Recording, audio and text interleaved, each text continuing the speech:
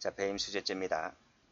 자, 조문을 보면 타인 사무를 처리하는 자가 주체로 되어 있고 임무에 관해서 부정한 청탁은 빨간색으로 동그라미. 이 부정한 청탁이 구성요건 요소이기 때문에 부정한 청탁이 없으면 아무리 재물이나 이득을 취득했다 할지라도 죄가 되지 않는 겁니다. 객체는 재물 그리고 이익이 객체가 됩니다. 이 점에서 배임죄와 좀 다르죠. 그리고 취득하면 기수가 됩니다. 여기도 마찬가지로 제3자로 하여금 취득하게 하면 이때 취득하게 되면 기수가 됩니다. 자, 중요한 것이 하나 나오는데요. 요 제3자에다가 파란색으로 동그라미를 쳐봅니다. 제3자로 하여금 취득하게 한 것이 원래 없었습니다. 원래 없었었는데 2016년도에 요 조항이 신설되죠. 추가 신설됩니다. 그래서 2016년도 이후부터는 제3자로 하여금 취득하게 하였을 때도 배임수재죄가 성립하게 된다는 것을 꼭 기억을 해 두시기 바랍니다. 자, 그러면 뇌물죄와 좀 비교를 해보도록 하겠는데요. 뇌물죄 같은 경우는 주체가 공무원이잖아요. 그래서 공무원이 돈을 받게 되면 적지 않아도 됩니다. 공무원이 돈을 받게 되면 물론 직무 관련성이 있어야 되겠죠. 뇌물죄가 됩니다. 우리가 흔히 말하는 뇌물죄는 단순 수뢰죄를 말합니다. 그런데 이 조항 외에도 사전 수뢰죄라는 것이 있고요. 사후 수뢰죄라고 하는 것도 있습니다. 뇌물죄 종류가 많습니다. 그리고 또 제3자 뇌물 공여죄, 제공죄라고도 하는 건데 이런 죄도 있죠. 그리고 그 외에도 알선 수뢰죄 등등 여러 가지가 더 있습니다. 자, 그런데 지금 방금 보았던 일반 사인, 공무원이 아닌 일반 사인, 즉 타인 사무 처리자가 사인을 할게요. 그 사인이 타인 사무 처리자가 돈 등을 받게 되면 방금 보았던 배임 수재죄가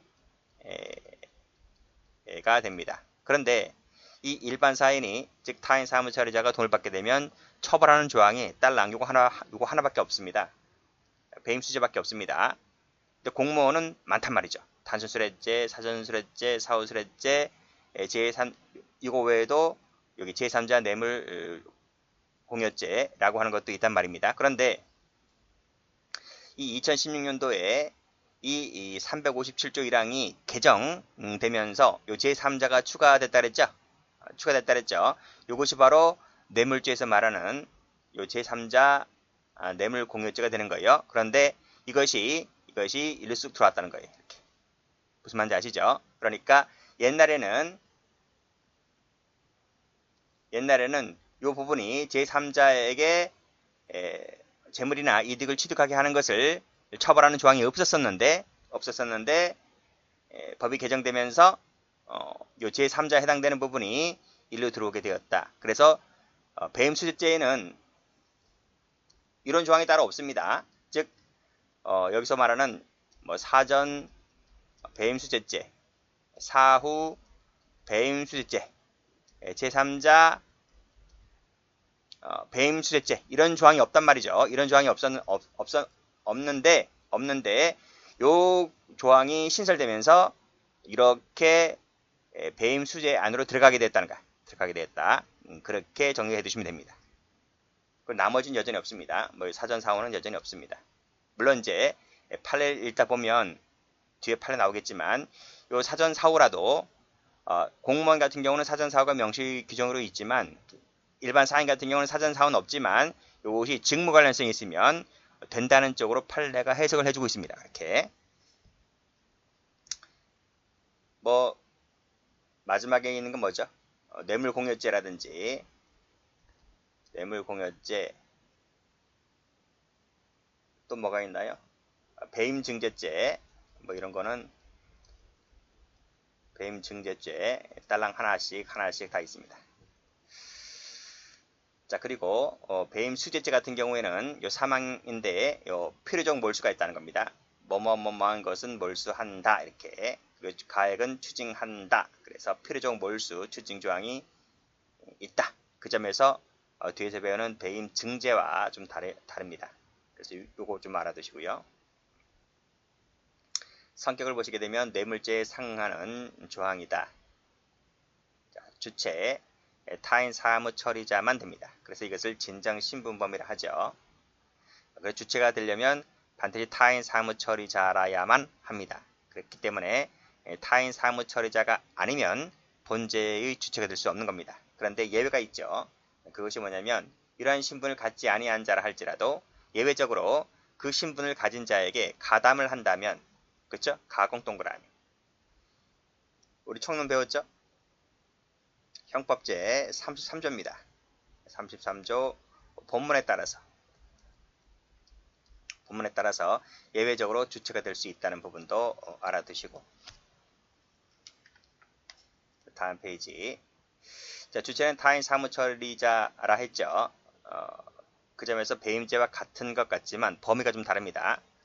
배임죄보다 좀 범위가 넓어요. 자, 이 부분을 가로 열고 닫고. 재산상의 사무에 국한하지 않습니다. 재산상의 사무보다 범위가 더 넓다고요. 그래서 배임죄와는 범위가 좀 더 넓다는 것을 알아두시고, 따라서 사무 처리를 또 업으로 할 필요도 없습니다. 굳이. 자, 기출문제 한번 가볼까요? 자, 쭉 내려오시면, 자, 배임죄의 주체와 수재죄의 주체는 타인 사무 처리자라는 점에서는 같아요. 문헌상으로 봤을 때는. 그렇지만 엄격하게 보게 되면 동일하다 하면 틀리죠. 범위가 좀 더 넓기 때문에. 그래서 이 기출지문인데 타인의 여기 나오네. 타인의 사무라고 하면 맞지만 여기 재산이 들어가잖아요.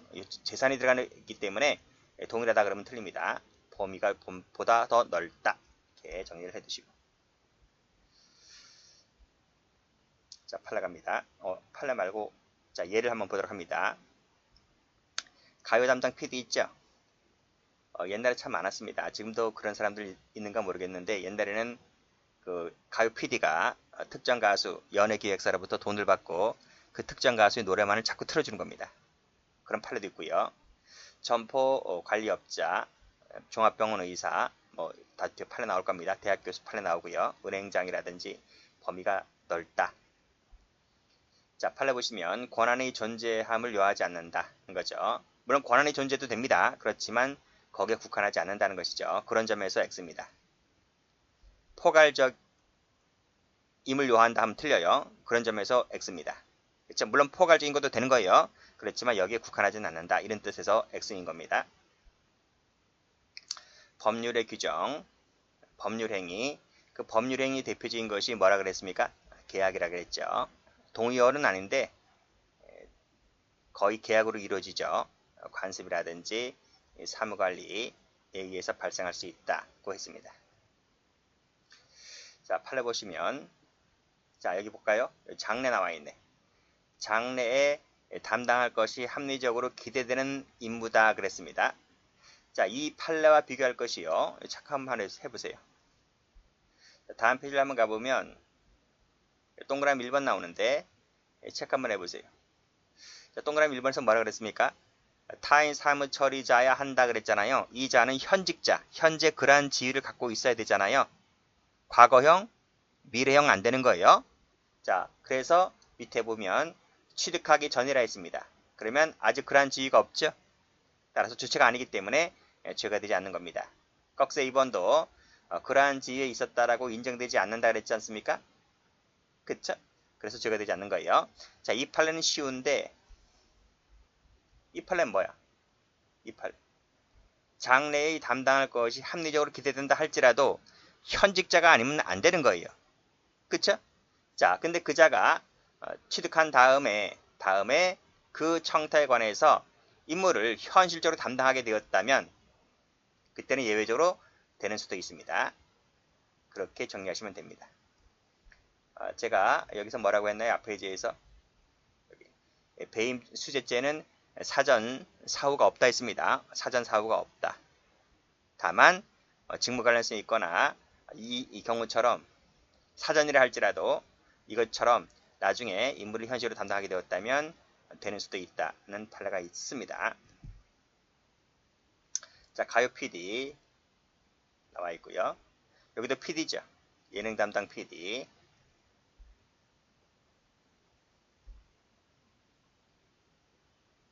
다음에 주식회사 이사라든지 전부 다 주체가 될 수 있습니다. 업무과장도 될 수 있고요. 지점을 운영하는 자도 주체가 될 수 있습니다. 그 다음 여기도 보면 지역 시도 자동차 운송사업협회, 줄여서 지역협회인데 여기의 대표자도 될 수 있습니다. 그렇죠? 그래서 여기를 잘 보시면 회장 선거에서 자신을 지지해 달라는 취지의 청탁을 받고 이러한 청탁을 받고 돈을 받았다라고 했을 때 주체가 될 수 있는 겁니다. 근데 이 판례랑 비교할 것이 여기입니다. 맨 밑에 2번. 자, 맨 밑에 2번을 보면 자, 여기 타인 사무 처리자야 주체가 될 수 있다 했는데 자기 사무를 하면 죄가 되지 않는다는 건 배임죄랑 똑같죠? 그쵸? 자, 여기 보시면 총대입니다.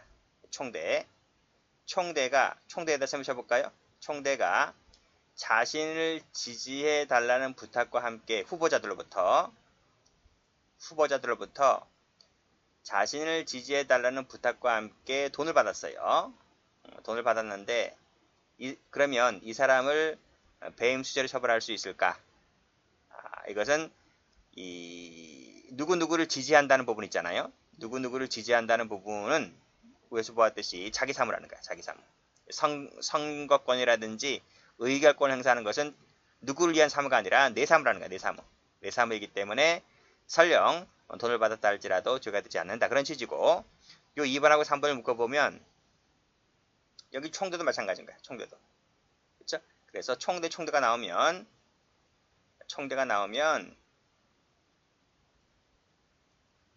자기 사무이기 때문에 죄가 되지 않는다. 이렇게 정리하시고요. 여긴 총대가 아니지. 사안이 유사한데요. 사안이 유사한데 이것은 대표자가 받은 거야. 그래서 그때는 죄가 된다. 이렇게 정리해 주시면 되겠습니다. 자, 객체 말씀드렸고 행위를 봅니다. 자, 배임 수재가 되려면 임무 관련성이 있어야 죄가 될 수 있습니다. 자, 본래 사무, 그와 밀접한 사무 전부 다 됩니다. 밑에 판례도 보면 자, 임무에 관하여라 함은 본래 밑줄, 밀접 밑줄, 고유 밑줄, 보조기간 밑줄 전부 다 됩니다. 올라가서 예를 보면 자, 학교 교장이 교복 판매 점을 지정했다. 그리고 이제 뒤에서 뒷돈 받는 거죠. 배임 수재가 됩니다. 대학교에서 마찬가지로 누구 교재 채택해서 뒷돈 받고 그러면 배임 수재가 됩니다. 자, 판례 봅니다. 자, 현장 조직의 간부 동그라미. 자, 이 사람이 회사를 측으로부터 부정한 청탁을 받았죠. 그리고 나서 5천만 원을 받았습니다. 배임 수재가 된다는 겁니다. 자, 배임 수재가 되지 않는 것 봅니다. 자, 사무총장이 그랬네요. 자, 사무총장은 광고권자 선정을 하는 업무 권한이 없어요. 그래서 뒷돈을 받았다 할지라도 이것은 자기 일이 아니기 때문에 돈을 받았다 할지라도 죄가 되지 않는다. 그 뜻입니다. 자, 편입학 업무를 담당하지 않는 자라 했잖아요. 자, 그 자가 편입학 관련해서 뒷돈을 받은 겁니다. 라고 했을 때 이 편입학 업무는 자기 담당이 아닙니다. 그렇기 때문에 돈을 받았다 할지라도 배임 수재가 되지를 않는다는 거죠. 자, 3번도 보면 다른 대학교 교수잖아요. 그렇죠? 뒷돈을 받았다 할지라도 타 대학입니다. 자기 대학이 아닙니다. 라고 했을 때 임무 관련성이 없기 때문에 배임 수재가 되지를 않습니다. 자, 전입학 관련입니다. 여기도 보시면 전입학 관련 결정 권한은 교장에게 있는 것이다. 따라서 연구부장이라는 사람이 전입학 관련 세무 쳐볼게요. 자, 관련해서 뒷돈을 받았다 할지라도 임무 관련성이 없기 때문에 죄가 되지 않는다. 그 뜻입니다. 자, 부정한 청탁. 자, 부정한 청탁이라고 하는 것은 사회상규, 신의 측에 반하는 행위를 했을 때 부정한 청탁이 될 수가 있는 겁니다. 자, 이 부정한 청탁은 묵시적도 됩니다. 자, 판례 있습니다. 그리고 구체성을 띄어야 되는 것이고 특정한 임무와 관련된 것이어야만 합니다. 그렇기 때문에 막연히 편의를 봐달라. 판례 있을 겁니다. 그리고 최대한 선처를 바란다. 이런 것은 구체성, 특정성을 띠고 있지 않기 때문에 죄가 되지 않는다는 겁니다. 자, 부정한 청탁이란 사회상규 신의 측에 반할 때를 의미합니다. 그리고 부정한 청탁이 있으면 되는 것이지 실제로 그 임무를 담당하고 있음을 요하지 않습니다. 판례가 뒤에 나올 겁니다. 자, 판례 보죠. 자, 판례는 부정한 청탁이 반드시 있어야 된다라고 했습니다. 조문에 나와 있기 때문에 자, 이것이 계제가 되지 않으면 애당초 죄가 되지 않는 겁니다. 미수가 되는 게 아니라 애당초 죄가 되지 않습니다. 자, 그리고 임무이입 행위는 요건이 아니죠. 손해 발생도 요건이 아닙니다. 자, 됐고. 자, 그리고 부정한 청탁이라고 하는 것은 반드시 배임이 될 필요까지 없어요. 그냥 사회상규나 신의 측에 반할 정도이면 됩니다. 됐죠? 반드시 명시적이어야 한다. 이것도 틀립니다. 그 말은 묵시적도 된다. 이 뜻이죠. 자, 판례 볼게요. 자, 우선적 추천 동그라미. 이것은 부정한 청탁이 된다는 겁니다. 여기도 우선적 추천 동그라미. 부정한 청탁이 됩니다. 물론 뒷돈 받은 거죠.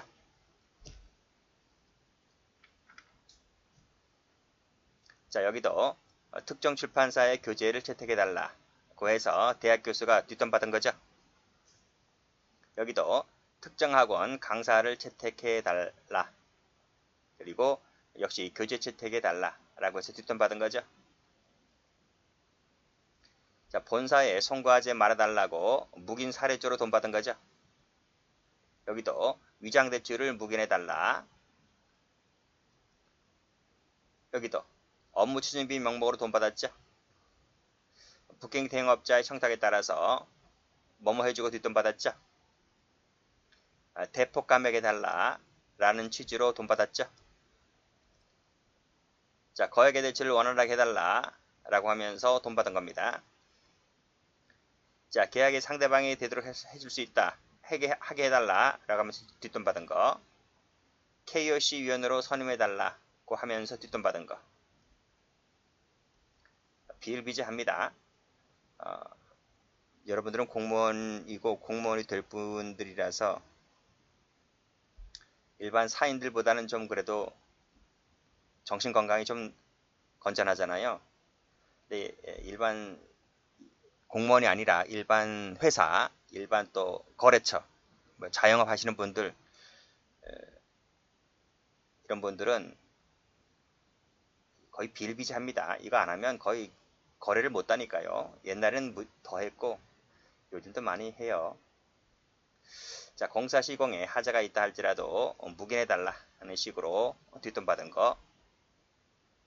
대학병원 의사인 피고인이 조영제나 의료재료를 지속적으로 납품할 수 있게 해달라는 청탁을 받고 제약회사 등으로부터 명절 선물 등을 받죠. 골프 접대 등을 받습니다. 자, 그랬을 때 배임수재가 됩니다. 자, 다음 보험회사 지부장이 피보험자 사인에 대하여 회사에서 내사를 진행 중인데도 불구하고 빨리 보험금 타도록 해달라는 청탁을 받고 금원을 수수했을 때 배임수재죄가 됩니다. 자, 조합 아파트 시공회사 직원인 피고인들이 조합장으로부터 이중부정에 관련된 민원을 회사에 보고하지 말고 묵인해라는 취지, 그리고 조합 입장 좀 배려해달라는 청탁을 받고 분양권을 받았다고 했을 때 배임수재가 됩니다. 자, 노동조합과는 별개의 사업장 내 단체인 이른바 현장 조직인 간부인 피고인이 5천만 원을 받았죠. 협상이 원만하게 조속히 타결될 수 있도록 좀 협조 좀 해달라는 취지로 5천만 원을 받았다고 했을 때 배임수재가 된다는 판례입니다. 피고인이 기업체들로부터 묵시적으로 부정적인 기사 좀 자제해달라는 청탁을 받고 개발비 명목으로 돈을 받았죠. 배임수재가 된다는 판례이고요. 인수합병 추진 계획이 있는 피인수회사 이사로 취임한 갑이 미리 인수회사 그룹에 매각 업무 관련된 정보 제공했고 결국 거액의 금전을 받았을 때 배임수재가 됩니다. 보도 대상이 되는 자가 언론 기자에게 유료 기사 게재를 청탁하는 행위를 했죠. 즉 그 말은 기사 게재해 줄 테니까 돈 달라 이겁니다. 유료 기사니까요. 그랬을 때 이 사실 내용이 즉 기사의 내용이 사실과 부합한다 손치더라도 그 대가로 돈을 달라고 했기 때문에 배임수재가 됩니다. 언론계에 상당한 영향력이 있는 갑이 대표 이사인 을로부터 우호적으로 여론 형성을 해달라는 취지로 함께 유럽 여행 명목으로 4천만 원을 받았다고 했을 때 배임수재가 됩니다. 아닌 부분 볼게요.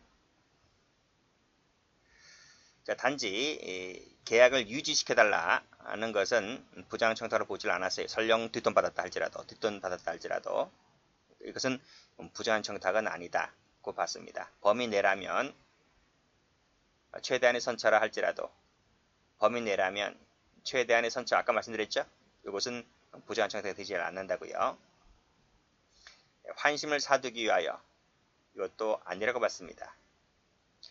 자, 이런 부분을 좀 외워두셔야 돼요. 주식 가치를 높게 평가해 달라고 하면서 뒷돈 받은 부분인데 마치 죄가 될 것 같잖아요. 그치? 죄가 될 것 같아요. 제가 봐도. 근데 안 된다 그랬어요. 이런 것들은 조심하시면 됩니다. 죄가 된다고 해도 전혀 이상할 바가 없는데 뭐 이런 건 남기죠. 그렇죠? 조심하시고요. 자, 돈도 돈인데 연구부의 명목의 돈은 부정한 청탁이 아니라고 했습니다. 자, 운영권을 양도해 줍니다. 여기도 운영권 양도죠. 그쵸? 사업체를 넘기는 거예요. 사업체를 넘기는데 두 가지 묶어볼까요? 넘기면서 하는 조건이 그럼 내가 사업권을 넘기면 난 실업자가 되잖아요. 그럼 난 뭐 먹고 살지? 판 돈으로 그냥 평생 먹고 사나? 그게 아니고 내가 사업체를 당신한테 넘기는데 그쵸? 물론 비싸게 팔아 제끼면 뭐 평생 먹고 살 돈이 된다면 그것도 괜찮아요. 근데 그것이 아니라 적정한 가격으로 넘기면서 그쵸? 대신 내가 실직자가 되니까요. 당신 회사에 임원으로 내가 뭐 직원으로 갈 수는 없으니까요. 임원으로 선임해 달라는 식으로 했다면 이것은 봐줄만 하다고 본 겁니다. 이것도 마찬가지죠. 여기도 학교법인 운영권을 넘기면서 당신 학교법인의 임원으로 선임해 달라는 식으로 해서 돈을 받았다면 뭐 운영권 속에 포함되어 있는지 뭐 별도로 받은지 모르겠지만 이것으로는 뭐다 부정한 청탁으로 보지는 않았습니다. 이렇게 정리해 두시면 됩니다.